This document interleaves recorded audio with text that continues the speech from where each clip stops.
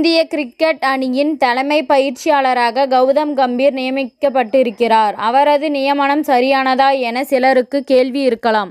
இந்திய அணிக்கு இவரை விட சிறந்த கிரிக்கெட் பயிற்சியாளர் யாருமே இல்லையா என்று கேட்டால், உண்மையில் தற்சமயம் இந்திய கிரிக்கெட் அணி இருக்கும் உச்சத்துக்கு அதை சமாளிக்கக்கூடிய, சரியாக வழிநடத்தக்கூடிய ஒரே நபர் கவுதம் கம்பீர் மட்டுமே. 2 உலக கோப்பைகள் மற்றும் 3 IPL கோப்பைகள் இவர் சொந்தக்காரர். அந்த 5 வெற்றிகளிலும் கவுதம் கம்பீர் 10ஓடு 11ஆக நின்றவர் இல்லை என்பதும் குறிப்பிடத்தக்கது.